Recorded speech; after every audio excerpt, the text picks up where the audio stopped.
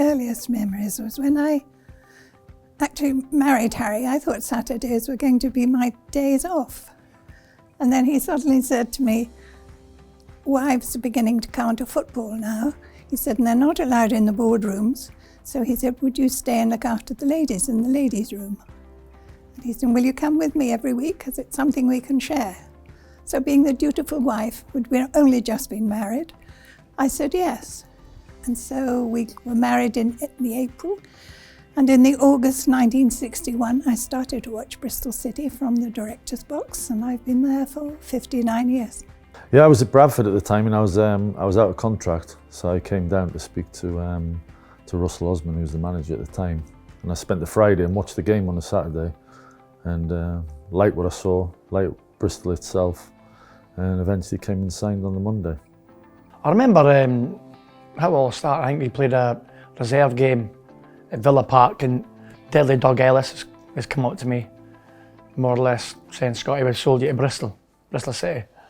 And if I'm honest, I thought Birmingham was probably the most southerly part of England.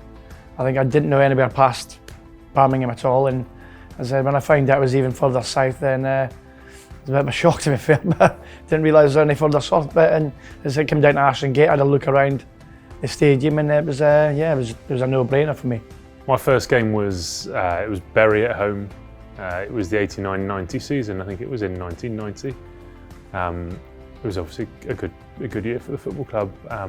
The first game won 1-0. Dave Smith scored around at the goalkeeper, put it in, and I think I was hooked ever since. I just remember the whole occasion, and the journey to the ground and sitting in the Dolman stand with my dad, and yeah, it was great.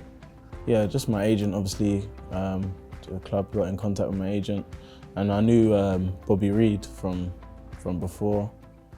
He came on loan to Oldham when I was there. Kind of asked him about the place, and obviously Bobby, a Bristol boy, come through the academy. He loves it. Had nothing bad to say, and he said that I'd really enjoy it, and that was probably quite a big factor. And obviously speaking to the manager at the time and everyone here, showing me the plans of the stadium, the training ground that was getting built, I just felt like it was a place that really was looking to move forward and progress, and that is exactly what's happened over the years. Well, my early memories of Bristol City would be things like the final against Stoke at the old Wembley. I think I was 5 years old there, and I remember being quite confused why everyone was so passionate and why everyone was so upset with the result. And then as you get older and you get more into it, you really start to understand where that passion sort of comes from. I remember nights like against Everton, and I think it was the Carling Cup, Steve Phillips' double penalty save. Danny Wilson's team full of local lads. I'd say maybe around then. Danny Wilson, Gary Johnson, those two teams were the teams that I really fell in love with, I guess. My first game was in the promotion season to the First Division on the Saturday after we played Portsmouth. We lost at home to Notts County. Because it was a night game, the Portsmouth game, when we got promoted to the old First Division, I wasn't allowed to go. I was too young, apparently. It started in 1968. I know that because we were saving up to get married, and I used to come down and watch the games and some away games, and my wife-to-be, or my fiance, then said, why don't you try and get a job? So I approached the club, and I was offered a job as a turnstile operator, which that was a great day, because I can remember seeing the guy. It was a guy named Cyril Felstead, and he said, would you like to get in free today? And me and my fiance, we thought we've already saved money by not having to pay today. And that was the start of a long thing. And as I say, I worked then on the turnstiles, and I was a turnstile supervisor. And then in 1968, a guy named Frank that used to do my role died of a heart attack. And because I'd worked for the club for 20 years, they asked me if I would like to take on the role. And the rest is history. I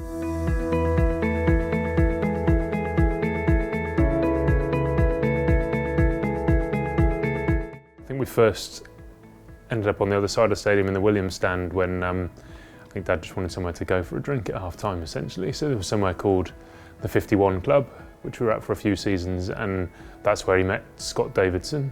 And ended up later being invited onto the board. But yeah, I've been all over the stadium in terms of when I was growing up through school, sitting in the Atio, the other side of the Dolmen in Block B as it was then, and even standing in the East End a few times. So it's been a great experience. But yeah, I've seen it from everywhere now. Obviously, when you're sat in the director's box, it's slightly different, and especially at away games. It always surprised me actually that each board of directors always asked me to retain my seat in the stand.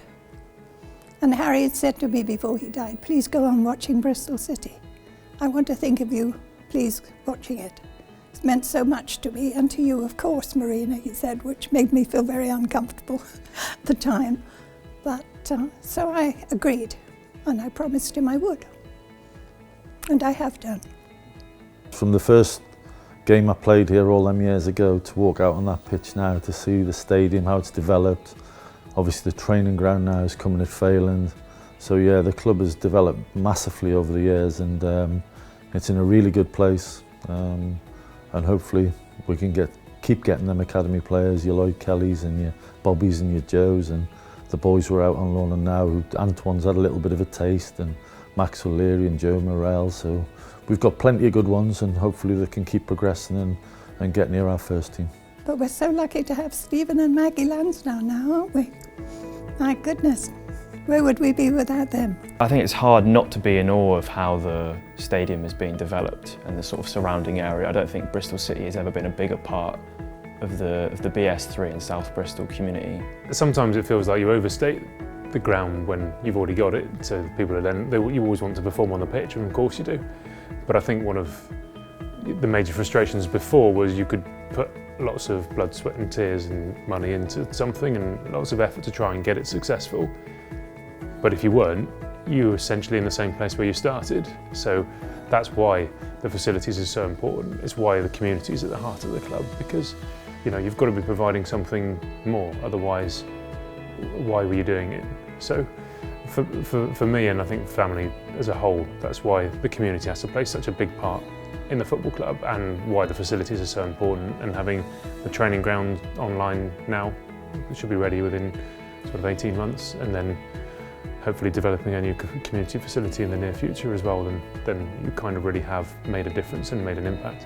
Oh, I mean, the stadium now is superb. I mean, as I said, we were in the Williams stand, and then obviously when the dressing rooms moved to the Atio, we had a new kitchen in there, that was quite plush, in comparison. And then now what we've got now is very nice. The only thing is it's so far away from everything.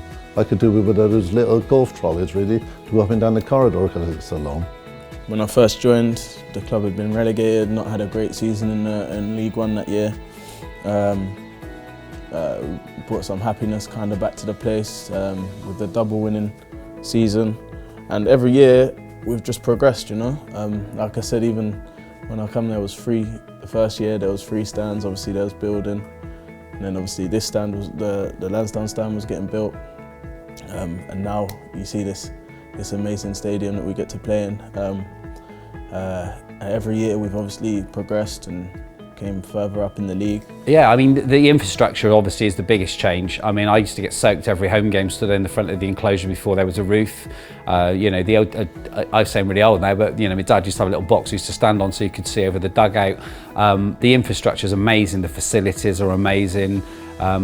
You just look around and you walk into that stadium. I've walked into the stadium when there's been no one else there in my role at the moment, and you look around and you think, wow, it really is impressive. I just think the whole infrastructure, the way the club is structured, the way the club is run as well. I can remember the days when, back in '82, like you say, when we didn't have any money, the way the club's run is really, really impressive.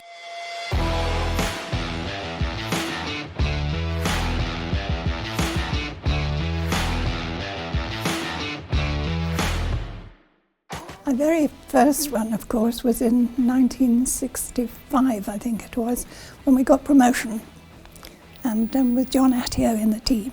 And he was such an exciting player, and it was such a moving time because we knew John was coming to the end of his career, and I can see him now with his tears pouring down his face, absolutely thrilled because we'd actually got promotion. And the amazing thing was we had played, I think it was Oldham, And we'd worked it out that we had to beat Oldham at least 2-0. And we did exactly that.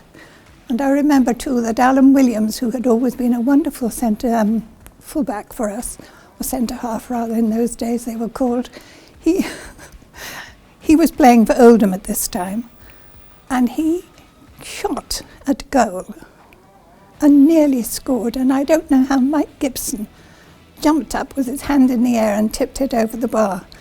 But the result was we won that match 2-0 and got promotion. So that was an exciting day. We were in a bit of a relegation battle, and Bristol Rovers were in there as well. So I think the second or third game I played, it was against Bristol Rovers here, and it was a full house, 25,000, and we got a penalty in it.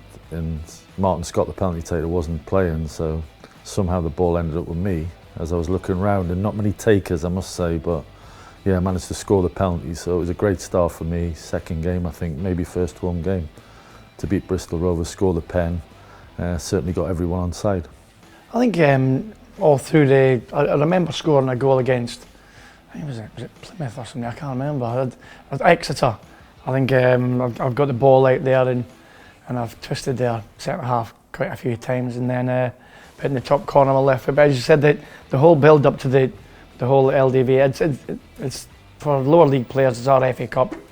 I think if we're going to have a chance of winning any trophy, it's probably the LDV, and as I said, it was superb, and getting to Wembley, the old Wembley, was something I'll never forget ever. There's a lot of good memories. Obviously 551 games. Obviously the Liverpool game was the standout as a part of the club's history, and a day, well, 3 games really, that most people will never forget. So that was a massive part. We had the promotion with John Ward into the Championship. Yeah, so some great memories, some really good people to work and play for, and yeah, no regrets at all. I remember the LDV Vans trophy final. I remember being so excited that Bristol City had won a trophy, because it seemed like something that only teams on television would do. To see sort of the players that I was idolising lift a bit of silverware was really good. I remember also when we lost to Brighton last minute at the Millennium Stadium. And I got on BBC Sport actually, because I was crying so badly that my face paint smudged all the way down my face. And a primary school teacher who supported Bristol Rovers rather, printed off that photo all around the classroom when I came back into school on the Monday. Yeah, we got to the final a couple of times. We went to Wembley and played Stoke in front of, I think it was 75,000. I think it was. We were 2 of the best supported teams, and then we went to Cardiff and won that. It was an exciting time, to be honest, because you don't get in the lower divisions to play in the finals that often in front of big crowds like that. So yeah, we worked really hard. I think Lee Peacock and Leroy Rossignol scored the goals, and we won 2-0. And it's always nice when you win a trophy. You're always looking forward to the night time, because it was a good night. All the staff and all the players getting well and truly looked after and steamed up. So we enjoyed it. It was a great atmosphere and a great occasion for the club again and the fans. I mean, standout memories for me, I think you're bound to be looking more modern time, but for me that's the playoff game here against Hartlepool, when we came back from a goal down and we scored 2 in the space of a few minutes. And you know, the noise when we scored the first one was electric enough, but when we scored the second one, the release of energy at that point was something you'll never forget, because it was really loud. I think Hartlepool here is probably one of the best atmospheres at Ashton Gates that I've been involved in. I think we were I think the first game was 0-0 up at Hartlepool. I think, no. I think, and then the second leg down here, I think they went 1-0 up. And then, as I said, Mark Goodfellow, probably the smallest man on the pitch, has scored a header. And as I said, the place erupted anyway, I think, and then there was I think Christian Roberts has scored deep in injury time. So I think, as I said, it was a lively atmosphere, and I said the lads were lively afterwards in the dressing room, and even livelier in town afterwards. So I think it was a great night, and as I said, it's a night that, well, I have forgot it, but a night you'll never forget, I think, for us. So as I said, and then Mansfield, the famous 5-4, I think I think we were 4-2 up, 4-2 down with 3 minutes to go, and probably even less, and we've scored 3 goals to win. I think again, that bus was very lively on the way home, and as I said, it was an enjoyable evening. And I think in more modern times, if people didn't get to experience that, they'd probably talk about the Crystal Palace game here for getting to the playoff final as well, which was very similar. Probably for me wasn't quite at that level just because of how that game turned out, but obviously the prize was huge and the occasion was just as big, so they're pretty sort of like for like. I think if I had to pick a game, it would be the second leg against Crystal Palace in the playoffs. I just remember being so nervous, so unbelievably nervous, and then when Palace scored to make it 2-2 and then missed the penalty, even then I was so worried that we weren't going to get to Wembley. And when Lee Trundle scored that goal, I thought, well, that's the loudest I will ever hear Ashton Gate. There's no way it can get louder. And then lo and behold, 10 minutes later when McKindo smashes it in from 30 yards, it was so much noise, it was unthinkable. And I probably haven't heard it that loud since maybe, but that would stand out. And then going on the pitch and sort of looking up to the box and hugging everyone that walks past you, I'd say probably, yeah, the Crystal Palace second leg. I like games that when there's not many people there. I recall going to Boston United in the Football League Trophy. I can't remember what it was called the season we won it, and we won a golden goal from Danny Coles, and it was like hours and hours to get to Boston. And I can remember a 31-hour journey to Pisa on a coach from Ashton Gate. We left on the Sunday morning at 8 o'clock, and then we got to Pisa on the Monday afternoon. No hotel, sleeping on the coach, stopping in Monaco on the way down, standing in their ground singing the national anthem.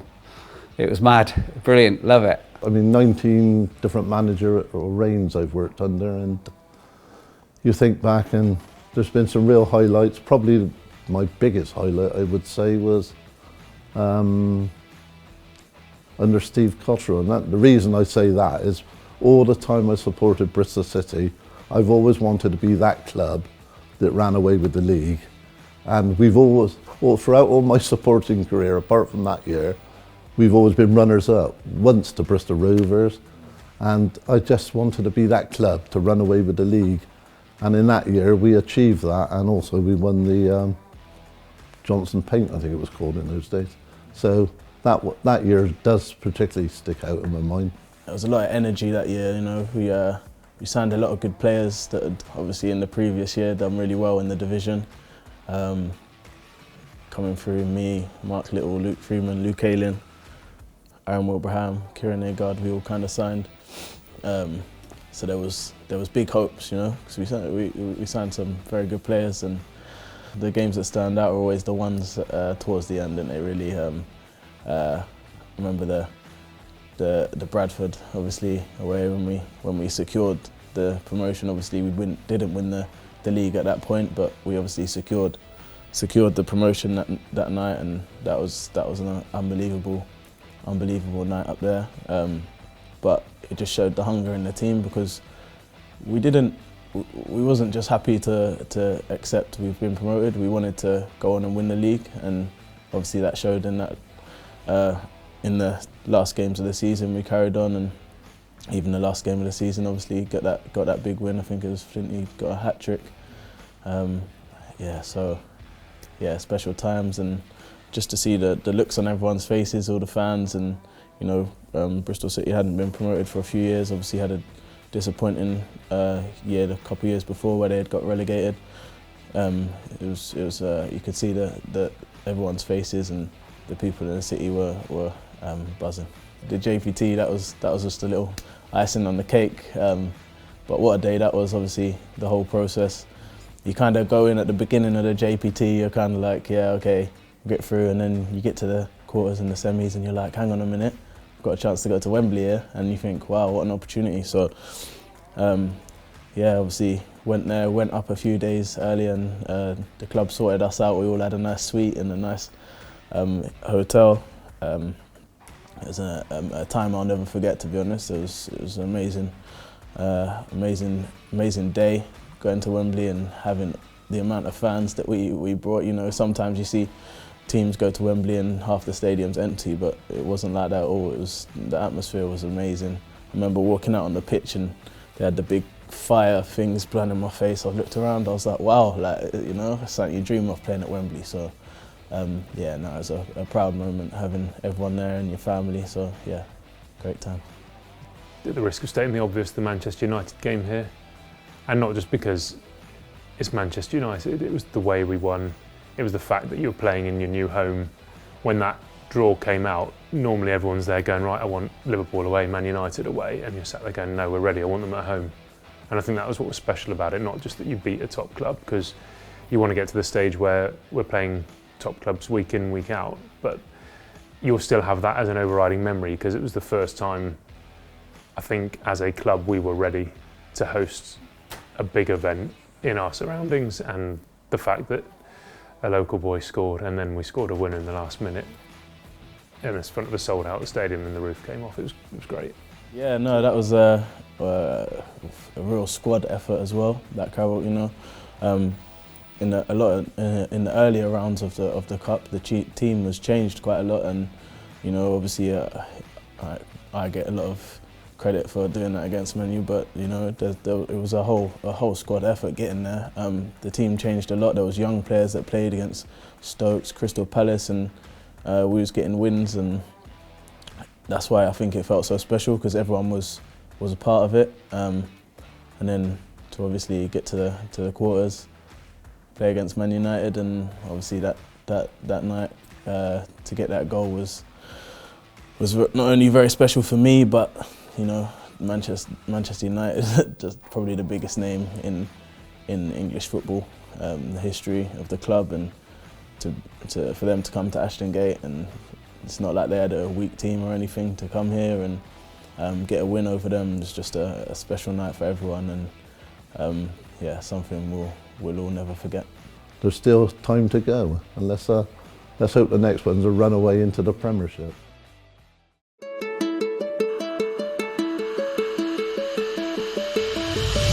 Yeah, I mean, my boys come every week. I mean, youngest is probably too young to say he's definitely decided, but he will at some point. But yeah, they're fully in. It's a family occasion for us. You know, I came down with my sister and my dad to start with, and you know, my mum comes. My grandparents have been joining us at games for years.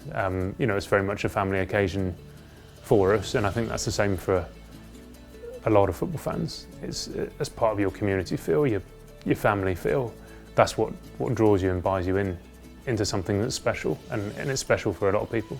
Obviously, Marley, my youngest, is only 2 years old, so he don't understand as much. But Otis now, he's 4, and he literally loves it. He loves Bristol City. He wants to know all the players' names.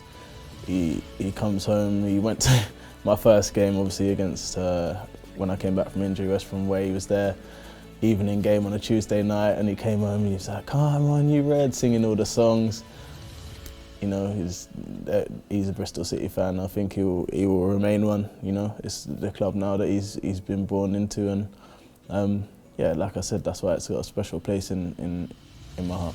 For me, I love it when you see academy players and local lads playing in the team. You know, seeing Joe Bryan and Bobby Reid play in the Premier League is something that brings me huge amounts of excitement and joy. And it was the same when you had sort of, you know, Aaron Brown and Lewis Carey playing in the team. So for me, I hope with the way that the club is getting better, the club is starting to have more money, we're bringing in better players. I hope that we can also see, you know, a crop of exciting Bristolian youngsters feature in the first team for years to come. Well, I see a really bright future, as I say, for the young players, and the club's development all the time. You know, we're signing some real top quality players from Premier League clubs now, so that shows where we're going. And obviously the dream for everyone is to play in the Premier League and be in the Premier League. And as a football club, every member of staff is thriving and really digging deep to get us there. I think it's quite rare in sort of the upper ends of football now as well that you have local owners and local people invested in it. Obviously you've got your fan base, which is always going to be broadly local and have the right roots. And I think sharing that makes you naturally want the same things, and that's important to you. That's why it's at the forefront. That's why I care so passionately about it, because I care about the city. Obviously you care about the club, but you want to have the best influence on your surroundings as possible as well. I think people don't realise the amount of hours I think most of the staff put in, going from the gaffer all the way down to the laundry girls. I think the hours that people put in is quite scary actually, even you media lads yourselves. I think it's there's a lot of hard work goes on behind the scenes. And obviously the next step is getting to the Premiership, and that is something that, you know, it's a big goal of mine. I want us to achieve, and yeah, that's the next aim. We're all looking for the same thing. We want to try and get out of this division into the promised land. That's what we all want to do, and I think, as I said, that's our main aim.